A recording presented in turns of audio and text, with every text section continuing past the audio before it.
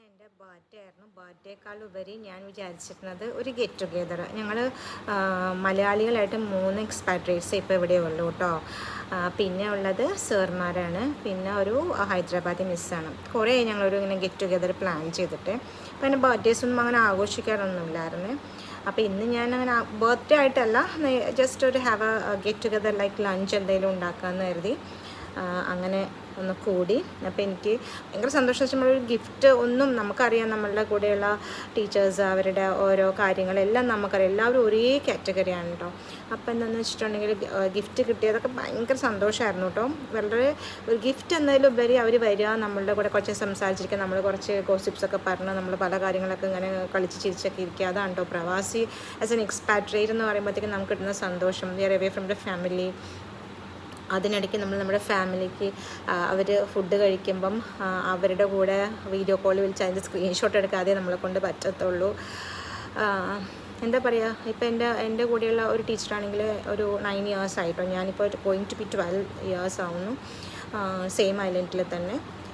അപ്പം വേറൊരു മിസ്സാണെങ്കിൽ മിസ് കുറേ കാലമായിട്ട് വന്നിട്ട് പക്ഷേ ഇൻ ബിറ്റ്വീൻ റിസൈൻ ചെയ്ത് പോയി, പിന്നെ തിരിച്ചു വന്നു. എല്ലാവരും ഭയങ്കര എന്താ പറയുക, ഉള്ളവർ നല്ലൊരു ഫാമിലി പോലെയാട്ടോ. പിന്നെ വേറൊരു മിസ്സുണ്ട്, സിസ്റ്റർ ലൈക്കാണ് മിസ്. ഹൈദരാബാദി ആണെങ്കിൽ കൂടിയും ഒരു ഭയങ്കര ക്ലോസാണ് ഞങ്ങളൊക്കെ കേട്ടോ. നമുക്ക് ആരുമില്ല എന്നുള്ളൊരു ഫീലിംഗ് വരാതിരിക്കാനായിട്ട് ഞങ്ങൾ പലപ്പോഴും അങ്ങോട്ടും ഇങ്ങോട്ടും ശ്രമിച്ചുകൊണ്ടിരിക്കുന്നുണ്ട്. കളിയും ചിരിയും തമാശയൊക്കെ ആയിട്ട് നല്ല വിഷമങ്ങളൊക്കെ ഉണ്ടെങ്കിൽ എല്ലാം പറഞ്ഞു തീർക്കും, അങ്ങനെയൊക്കെയാണ് കേട്ടോ. അപ്പോൾ എത്ര വലിയ വില കൂടിയ ഗിഫ്റ്റ് ആണെങ്കിലും നമുക്ക് എന്താ പറയുക, ഇഷ്ടമുള്ളത് അറിഞ്ഞിട്ടാണ് നമ്മുടെ പ്രസൻ്റായിട്ട് തരുന്നത്. പിന്നെ നമ്മുടെ ഐലൻഡിൽ നമുക്ക് ഞാനീ പറയുന്ന അവരുടെ ഒന്നും ബർത്ത്ഡേക്ക് ഗിഫ്റ്റ് കൊടുക്കുക ഒന്നും കുറേ ആയിട്ടൊന്നും ചെയ്തിട്ടില്ല, ആഘോഷിച്ചിട്ട് പോലും ഇല്ല കേട്ടോ. പക്ഷേ എന്താ പറയുന്നത്, ഭയങ്കര സന്തോഷമായിരുന്നു.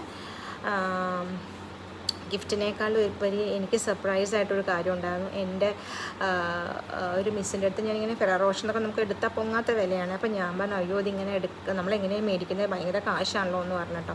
എനിക്ക് കഴിക്കാൻ വേണ്ടിയിട്ടല്ലായിരുന്നു, ബട്ട് ആ മിസ് എനിക്ക് അത്രയും വില കൂടി ഫെറാറോ റോഷൻ്റെ ചോക്ലേറ്റാണ് എനിക്ക് ഗിഫ്റ്റായിട്ട് തന്നത്.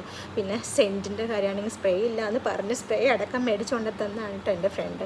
പിന്നെ എനിക്ക് എൻ്റെ അടുത്ത് ഞാൻ എല്ലാം കളയാനായിട്ട് ഗിഫ്റ്റൊക്കെ തുറന്ന് അതൊക്കെ കളഞ്ഞ അവസാനം കവർ കളയാനായിട്ട് ഭാഗ്യത്തിന് എന്നെ വിളിച്ചിട്ട് വന്നു, മന്ദബുദ്ധി അതിനകത്തൊരു സാധനം കൂടെ അത് തുറന്നു നോക്കുന്നത് പറഞ്ഞപ്പോഴാണ് എനിക്ക് എൻ്റെ ഫോട്ടോ വരച്ചിട്ട്, ഭയങ്കര ടാലൻറ്റഡ് ആട്ടോ കവിത മിസ്സ്. അപ്പോൾ എൻ്റെ ഫോട്ടോ വരച്ച് തന്നതാണ്. അപ്പോൾ നോക്കിയപ്പോൾ എന്നേക്കാളും സൗന്ദര്യം ആ ഫോട്ടോയ്ക്ക് തോന്നി കേട്ടോ. ഞാൻ പറഞ്ഞു, അയ്യോ എന്നേക്കാളും സുന്ദരിയാണല്ലോ എന്ന് തോന്നി.